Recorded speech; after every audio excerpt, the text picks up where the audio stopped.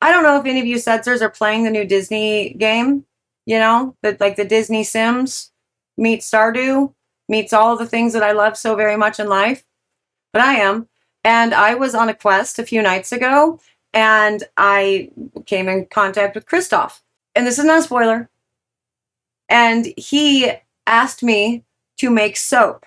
And it became this whole thing where I had to like get the ashes for lye, and there was to make lye. And there was this big conversation about not eating lye, and the pot that you cook the lye in should be different than a cooking pot that you cook in. Like the dialogue throughout that whole little, quest was delightful. We're big business now, guys. Our craft, our job, our thing, it's in a Disney video game, like a big one. It's pretty exciting. That's it. I just wanted to share that with you, and wondered if any of you guys who are playing the new Disney Stardew Sims game. I don't know what it's called. It's just the new awesome game.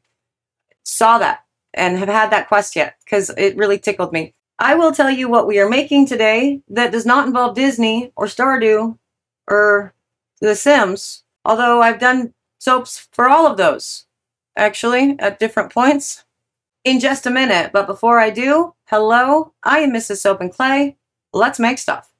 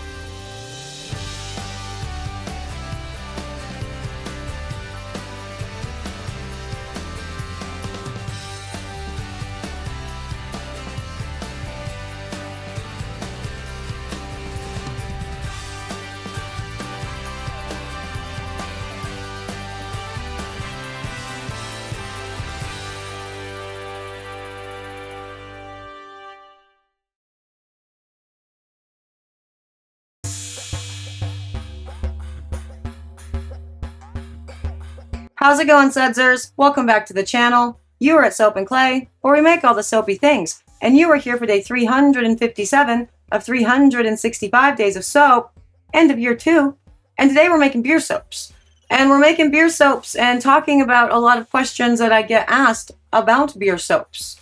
The process, whether you can use beer powder, the benefits, all of the things, really, because I get a lot of questions about that, and I never really went super in depth with any of the beer soaps that I've made, though I've made them a number of times on the channel. So that's what we're going to do today. While I am pouring a beer soap, I have no idea which one, but it will be cool, regardless, probably. But anyway, we should get to the video, and I can tell you more about all things beer soaps, there. Okay, so today we are talking about beer soaps, what it is, what it do, while I make beer soaps. And that is a 100% water substitution, so beer instead of water. And then also I'm adding soap nuts to this. The reason I'm adding soap nuts to this particular batch of beer is because it has a ton of exfoliants in it. And the exfoliants that I use for this particular beer soap tend to really kind of dampen the lather, so I do soap nuts in addition to the beer to make sure that that lather is as big and bubbly as any of my other beer soaps that don't have an exfoliant in them. So we're going to talk about 2 different ways to do beer soaps because I've been getting a load of questions about beer soaps in general. First up, this way. Now for the actual lye preparation for a beer soap, this is done a number of different ways. You can do a full water replacement with your beer, or you can do a partial water replacement with your beer. Really, whatever you would like. And you would use the exact same amount of water that you do for a standard batch. There's no reason to do any water adjustments, any discounts or increases. Speaking of, what do you guys think about a playlist for doing all things water, like, water decreases or water increases, how they're used, what they're used for, with some like real life examples for like a whole deep dive playlist. Anyway, let me know. So again, for this one, full water replacement, and you can use that and put your lye solution into that also in a number of different ways. The way that most people do that, I've heard tell, is that they freeze the beer. I've also heard tell that people boil the beer and then freeze the beer, and that's fun. I do neither of those things. I open up the beer and let it go flat. So I set it overnight. If you're doing that in the summertime, I highly recommend covering it with a fine mesh, thing, so you don't end up with fruit flies in it, because they are definitely drawn to open beer. For me, I take it, let it go flat, and use it at room temperature. Now, using it at room temperature with your lye solution will mean that the lye solution has the potential to get hot fast, which means it could scorch the lye waters, scorch the sugar that's in the beer. So your lye water is going to be discolored. For me, beer is already discolored, and I don't ever do a full like white beer, nor do I want a full white beer soap. Although you will see in the Pyrex there what you can do with, scorched waters. So very, very dark lye water, as you saw when I poured it, and just kaolin clay as far as the whitening goes. That's the exfoliant that I was talking about. Super big, lot of it. So again, the soap nuts for that. Now, if you freeze the beer and you use it in ice cube form, you're less likely to get discoloration. But as I said, beer is already discolored. So now, when we put beer into soaps, the biggest benefit is obviously going to be for the bubble. Because of the sugars that exist in beer, you're going to end up with a really big, beautiful, almost effervescent bubble, which is great. It's especially great for things like a Castile soap or a Bastille soap, something with a lot of moisturizing oils that tend to not lather very well. So this is a nice addition for that. For like the skin benefits of beer, the amino acids, the hops, all the jazz, anti-inflammatory, anti-itch, all of those things. But again, making claims like that, it likens your soaps to a drug. So we don't do that, but it does have benefits.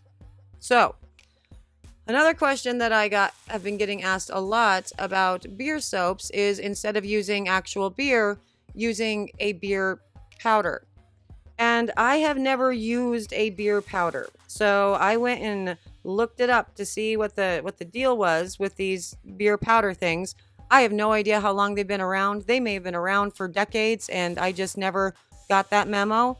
But I just heard of these recently, like maybe in the past year. So I looked this up, and it looks like it is made by combining beer, so it's spray drying beer with maltodextrin, which is interesting.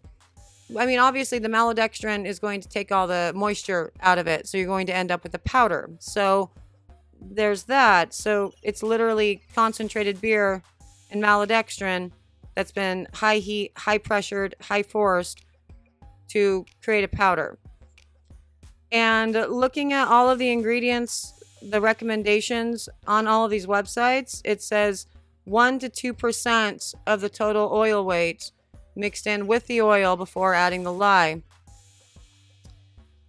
In my opinion, I don't think that's making a beer soap, right? Because that's the same usage rate that you would use for like a kaolin clay, for example. And that's not making a clay soap. That's just to like fix your scent or to use as a colorant. Speaking of colorant, see, look what it does. The kaolin in the beer soap, it makes it white enough. But let's talk about why I don't think this is a beer soap.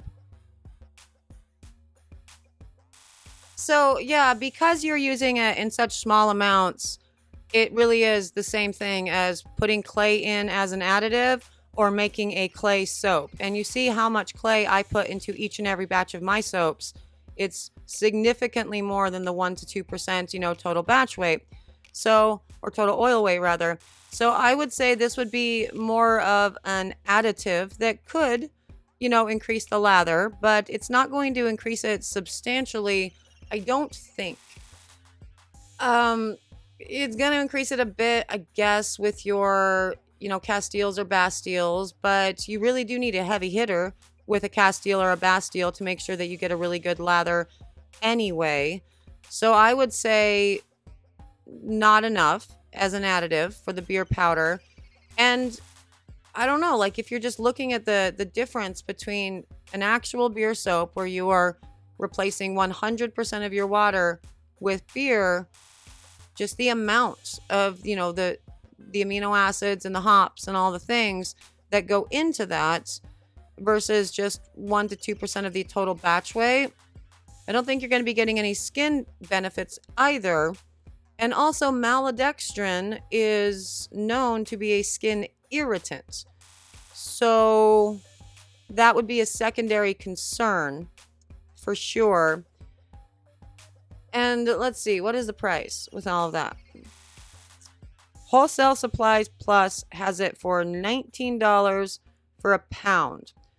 Now, again, if you're just using it 1 to 2% of the batch, that pound will last you for a while. But I don't know that there's any real benefit to put this in a cold processed soap. I don't think it's actually going to be cost effective over beer. I don't really think it would be useful as far as the skin benefits go, or even to increase the lather.